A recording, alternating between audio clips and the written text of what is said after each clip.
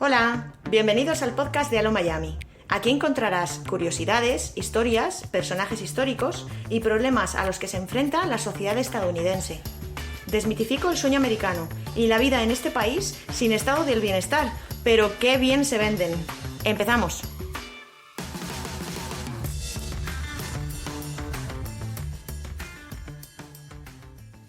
Estoy segura de que el 99,9% de los que escucháis este podcast sabéis que en el centro de Florida, en Orlando, es donde está Disney World.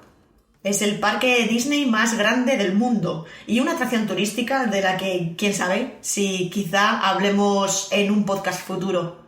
Pero hoy no os voy a hablar de ese Disney. Hoy os voy a hablar de otro mucho menos conocido, pero que también está en el centro de Florida, un poquito más al norte de Orlando, y que también atrae a muchas personas. No de todo el mundo, pero sí de todo el país. Además, al contrario que Disney World, no admite niños. Hoy vamos a hablar de The Villages, una especie de Disney World o Disneylandia para la tercera edad. Empezamos. Imaginaos una ciudad o un conjunto de pueblos unidos por una carretera, más bien, que fuera creada de manera privada, como si fuera un parque Disney exclusivamente para jubilados de clase media alta. Un lugar donde no se permita vivir a menores de edad, donde no haya gente joven. Un lugar donde, para comprarse una casa, al menos uno de los miembros de la familia sea mayor de 55 años. Hay muchos edificios para mayores de 55 años en Miami, y edificios donde no se permiten niños. Yo, de hecho, he vivido en uno de ellos. Pero The Villages es otro nivel, porque The Villages es una comunidad de casi 80.000 personas. Imaginaos un lugar con una población equivalente a la que pueda tener Ciudad Real o Toledo en España, todos ellos mayores de 55 años. La media de edad en The Villages es de 71 años. Pero no os vais a imaginar un cementerio de elefantes, ¿eh? No. The Villages transpira vitalidad. La gran mayoría de la población juega al golf habitualmente y hay tantos campos de golf que pueden jugar en uno distinto cada semana del año sin necesidad de repetir. Se ve a mayores, pero no tan ancianos, alrededor de 60 años, montando en bicicleta o paseando a sus perros o bebiendo mojitos en el bar. The Villages es un lugar construido para el ocio de la tercera edad, una especie de ciudad del inserso, podréis decir. Pero ojo, nada que ver con el Instituto de Mayores y Servicios Sociales que ofrece y subvenciona el gobierno de España, porque en The Villages todo es totalmente privado. La historia comienza con un señor llamado Harold Schwartz. Nacido en 1910 en Michigan, si echáis cuentas, para cuando él cumplió la mayoría de edad ocurriría el crack del 29 y le tocó lidiar durante sus años de juventud con la Gran Depresión de los años 30. ¿Y esto qué significa? Pues que se buscó la vida. Porque a pesar de que en principio él tenía la vida profesional medio resuelta, ya que su padre tenía una fábrica de textiles, la crisis hizo que ésta cerrara y que él tuviera que buscarse otra manera de ganar ingresos que no implicase heredar la empresa de su padre. Y como parece ser que tenía posibles y también bastante cara dura, enseguida empezó a hacer dinero con negocios un poquito turbios, pero dentro de la legalidad, como comprando emisoras de radio en México por 4 perras, bien pegaditas a la frontera de Estados Unidos, que tenían licencia mexicana, pero se podían escuchar en territorio estadounidense. Con esto hizo mucho dinero, sobre todo porque uno de los disc jockeys que trabajaba para él se hizo muy famoso. Este es Wolfman Jack, el hombre lobo Jack. To the Wolfman Jack Show for a Tuesday night. Con el dinerito que sacó Harold de sus negocios en la radio, comenzó a comprar y vender tierras por correo en los estados de Nuevo México y Florida, hasta que en 1968 el presidente Lyndon Johnson prohibió esta práctica con la Fair Housing Act. Y se prohibió esto de la venta de terrenos por correo porque normalmente eran estafas. Tú veías una foto por unas tierras casi paradisíacas en Florida, en un periódico o en un catálogo, y comprabas ese terreno sin haber estado jamás en tu vida, y claro, cuando llegabas a ver qué es lo que habías comprado, te dabas cuenta de que muchas veces aquello no era ni habitable, era un manglar en medio de los Everglades, por ejemplo. Harold Schwartz se quedó, debido a esta nueva ley, con un montón de terreno sin vender en mitad de la nada en Florida, así que decidió hacer, junto a un socio, un plan de desarrollo urbanístico para vender casas en vez de solo el terreno y poder sacar algo de dinero. Y esto terminó siendo un pequeño parque móvil, uno de esos recintos con casitas prefabricadas humildes en el centro del estado de Florida. Lo llamó Orange Blossom Gardens, los jardines de los naranjos en flor. Y empezó a vender las casas a jubilados por aquello de que muchos estadounidenses huyen del frío polar del invierno de sus estados y pasan sus últimos años al calorcito de Florida. La idea era buena, pero el negocio no terminaba de despegar. En los años 80 le compra su parte a su socio y mete a Gary Morse, que es su hijo, en el negocio familiar en su lugar. Por aquel entonces Gary Morse trabajaba en una agencia de publicidad en Chicago. Y él sabía que en Arizona, por ejemplo, había habido comunidades para la tercera edad con mucho éxito, y esto había sido porque ofrecían muchos extras relacionados con el ocio. Y por eso deciden hacer un campo de golf de uso gratuito para los residentes en esta zona de Florida, y así atraer a más compradores. Y la cosa funciona, porque para 1986 ya estaban vendiendo unas 500 casas al año y construyendo más campos de golf, clubs de campo, teatros e incluso un hospital. Cuantos más lujos, más compradores interesados en mudarse al centro de Florida, que viene siendo la mitad de la nada desde otras partes del país. Padre e hijo siguieron comprando más y más tierras, para lo cual, obviamente, tuvieron que dorar la píldora al gobierno de Florida y donar muchos millones a campañas electorales para conseguir los permisos necesarios tanto para construir más casas como para infraestructura y desarrollo comercial. A principios de los 90, los terrenos que les pertenecían ya eran palabras mayores y cambiaron el nombre del proyecto a The Villages, que traducido al español sería los pueblos. Se llama así porque el plan urbanístico lo forman hasta 78 pueblos o zonas residenciales diferentes, algunos más grandes y otros más pequeños. Algunos tienen solamente unas 100 casas y otros, sin embargo, tienen más de 1500.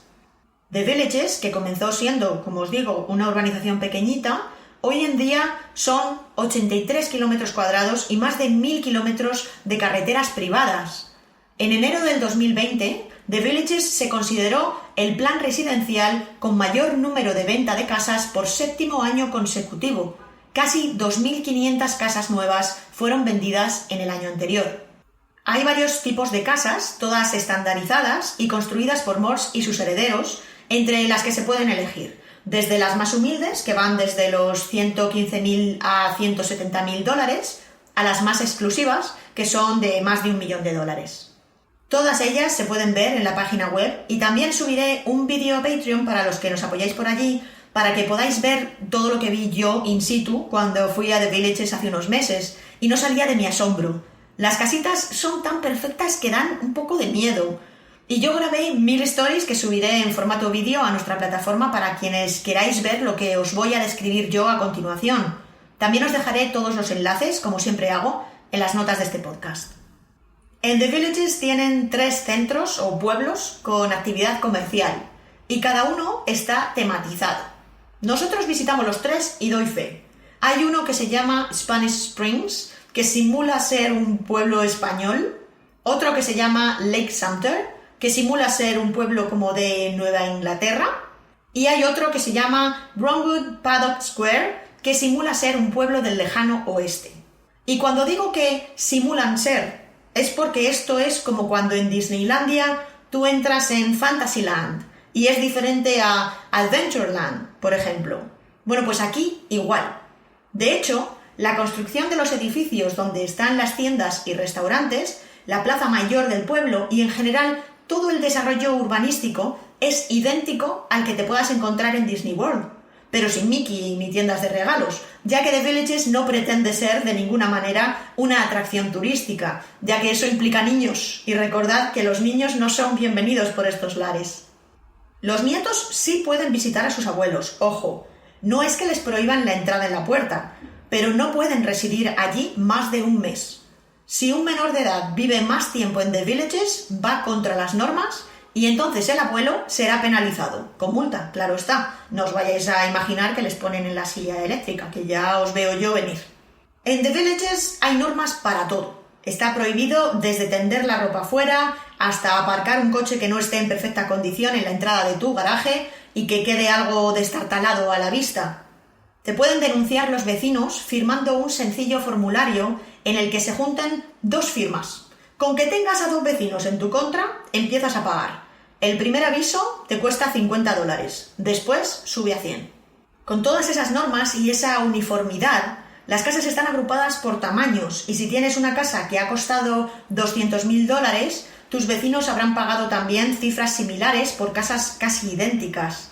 Los que han pagado más de $1 millón por la suya viven en áreas para ellos, sin mezclarse con los de las casas más baratas.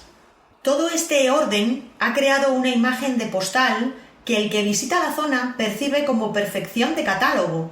Todas las casas en hileras, sin vallas, con jardines perfectamente cuidados, nada rompe la armonía, no hay un vecino ruidoso, ni niños jugando en la calle, no pasan coches con música a todo volumen, ni hay apenas tráfico.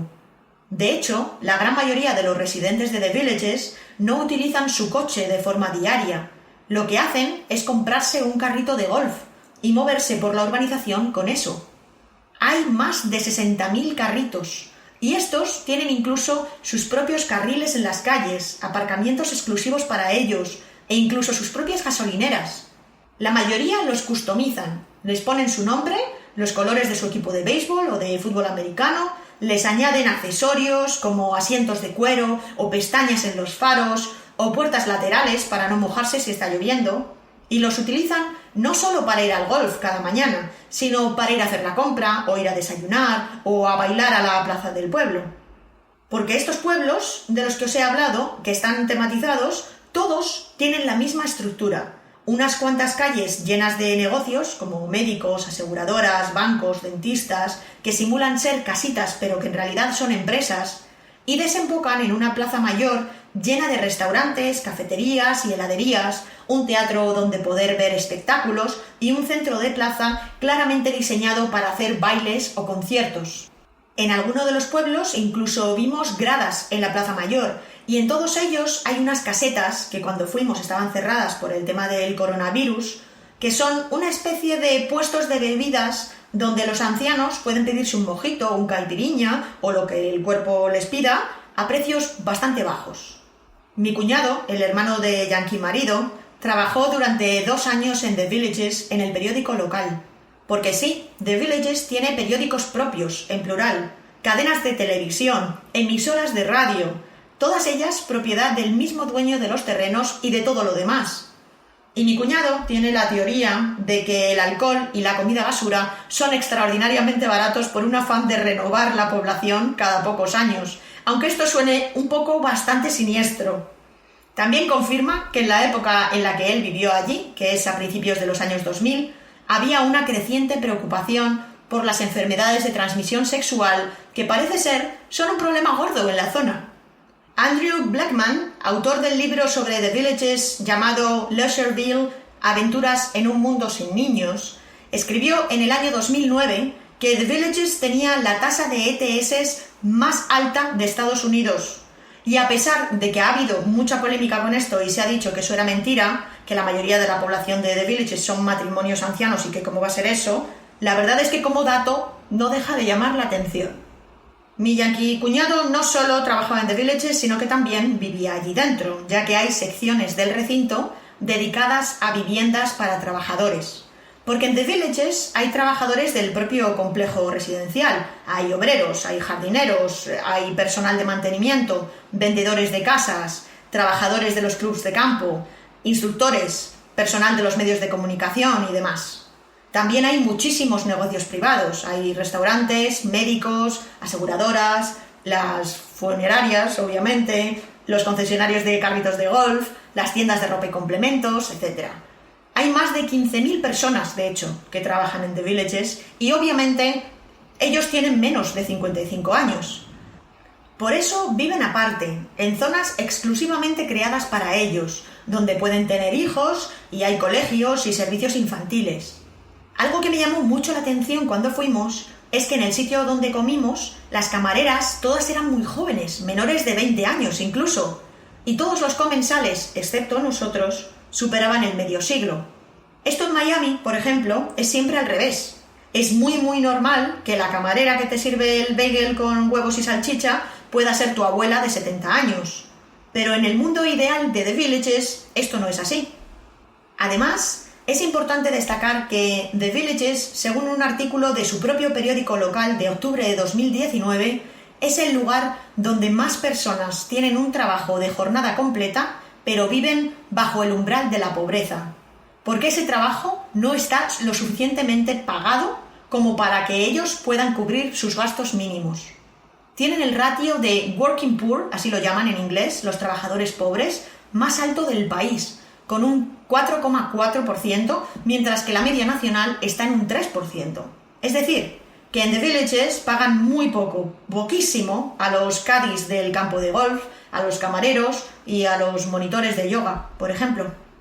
Esto explica que cuando atraviesas con el coche la zona de The Villages y sales ya de las urbanizaciones, te encuentres con áreas de casas muy pobres, casi chabolas, de gente que vive fuera de The Villages porque no puede ni siquiera pagar lo que cuesta la vida en las zonas dedicadas a trabajadores del recinto, pero necesitan vivir lo suficientemente cerca como para poder acercarse cada día a trabajar.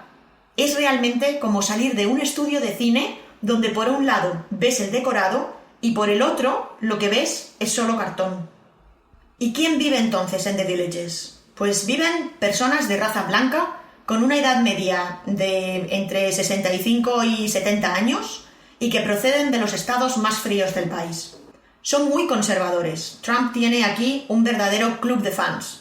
Son de clase media, media alta, que han vendido su casa familiar en otro estado para poder tener ese dinero y comprar o alquilar en Florida.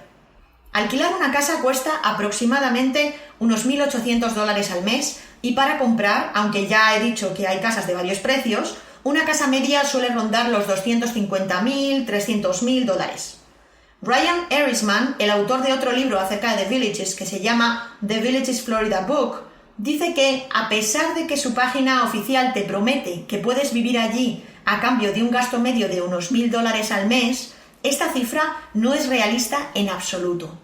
Según sus cuentas, este gasto es hasta 4 veces más. ¿Y por qué? Porque a lo que pagas de hipoteca, que aproximadamente la mitad la necesita, por lo menos hasta que puedan vender su casa anterior, hay que añadirle otros gastos como son el seguro de la casa, que son unos $100 al mes, los impuestos sobre la vivienda, que aquí son muy altos, son unos $300 al mes, las derramas que vayan surgiendo en la comunidad para la mejora del área, que según sus cálculos suponen otros $300 al mes, el jardinero que te corta el césped, otros $100 al mes, la cuota del uso de instalaciones, que son otros $145 al mes, el fumigador para que no te invadan los bichos, la letra del carrito de golf, el seguro del carrito de golf, el mantenimiento de la casa, la vida social y así hasta una estimación de $4.254 al mes para vivir cómodamente en The Villages. No todo el mundo, y más a esas edades avanzadas, tiene este poder adquisitivo. Y no todo el mundo se da cuenta antes de mudarse de que la jubilación iba a ser tan cara y se terminan teniendo que mudar de vuelta a su Ohio o Wisconsin natal. Además, este nivel de gastos hace que muchos residentes más pudientes puedan permitirse el pasar los veranos en un lugar mucho menos húmedo y con posibilidad de huracanes que Florida, y eso deja a The Villages como residencial de invierno para los ancianos acomodados. Solo la mitad de la población vive allí todo el año y eso no es lo ideal para esas personas que van buscando formar parte de una comunidad y tener vida social con sus vecinos todo el año. De hecho, esa fantasía de llevar magdalenas recién hechas a la puerta de tu vecino y sentarse en el porche de tu casa a ver la vida pasar es gran parte del atractivo que ven las personas que quieren mudarse a The Villages. Una nostalgia de tiempos pasados, de urbanizaciones de los años 50, con sus madres en delantal metidas en la cocina, con el horno puesto, y padres que leen el periódico fumándose un puro, con esa tranquilidad en las calles, sin un ruido ni un disturbio. Sin, ¿por qué no decirlo abiertamente?, un vecino negro o hispano o asiático que te incomode. The Villages está hecho para apelar a un tiempo pasado que fue mejor para quien tiene una mentalidad conservadora. Esa es la América que Trump prometió volver a hacer grande de nuevo. Mucho mejor que las ciudades de ahora, con esa diversidad y toda esa gente gay, o que habla español en vez de inglés, o con mujeres al mando en puestos de responsabilidad en vez de con el delantal metidas en casa. El vecino de The Villages huye del progreso y encuentra un oasis blanco y confortable en este mundo pseudo-Disney hecho a propósito con esta mentalidad. Según el último censo, la población de The Villages es blanca en más de un 98%. No es que prohíban la entrada o la compra de viviendas a otras razas, eso sería ilegal, pero el clima creado durante décadas hace que no sea un lugar que se perciba precisamente como acogedor por otros colectivos que no entren dentro del perfil del vecino de The Villages. Además, The Villages es el quinto lugar de Estados Unidos con más concentración de población exmilitar. Allí ser veterano es un orgullo habitual. The Villages está creado desde sus inicios para apelar a ese comprador republicano, conservador y tradicional. En sus panfletos se autodenomina como la ciudad más amigable de América. Pero en realidad, todo el complejo está hecho para atraer a las familias de una determinada raza, de una determinada posición económica y de unos determinados valores, y son increíblemente intolerantes con el resto de la humanidad. Yo pude respirar esta esencia en la mañana que pasamos en The Villages. Vi muchas banderas en apoyo a Trump, porque fue justo después de las elecciones del 2020, y vi mensajes homófobos, mensajes racistas, y vi las desigualdades sociales que os comento. Pero también vi calles impecables, casas preciosas con jardín, zonas comunes perfectamente cuidadas y vecinos que se saludaban sonrientes. Escuché cómo la radio local sonaba en la calle, desde los altavoces en las farolas, y el locutor nos deseaba buenos días, que tuviésemos un día maravilloso, y comentaba el tiempo que hacía esa mañana y nos animaba a vestir con colores brillantes. Vi estampas perfectas de ancianos perfectos, en plena forma, luciendo fantásticamente jóvenes, montando en bicicleta o corriendo en grupo. Y a pesar de que sabía dónde estaba, sabía que esta comunidad no deja de querer recrear aquellas primeras urbanizaciones que nacieron por puro afán de segregación racista, que es el colmo del clasismo, de la desigualdad de oportunidades y del yanqui conservadurismo capitalista. Reconozco que me descubrí a mí misma diciendo en voz alta a Yankee marido: yo cuando me jubile quiero vivir también aquí. Imaginad lo poderosa que es la estampa y lo engañosa que es la oferta. Porque en el fondo, con mi mentalidad, con mi acento y con mi color de piel, sospecho que ni siquiera sería bienvenida en la comunidad como vecina. A veces se me olvida que en Estados Unidos yo no soy blanca y que mi matrimonio con Yankee marido aquí se considera un matrimonio interracial. Y este es el surrealismo que os quería yo contar. Espero que os haya gustado y, como os digo, si queréis ver los vídeos que grabé por allí en mi recorrido por los 3 pueblos, en nuestro canal de Patreon lo subiré todo para que alucinéis tanto como aluciné yo. En las notas del podcast, además, os subiré algunas fotos que hice y os dejaré algunos enlaces por si queréis averiguar más sobre este lugar por vuestra cuenta. Yo aquí me despido hasta el próximo episodio. Mientras tanto, ya sabéis que nos vemos por Instagram, por Twitter y por donde haga falta. Os mando un abrazo. ¡Chao!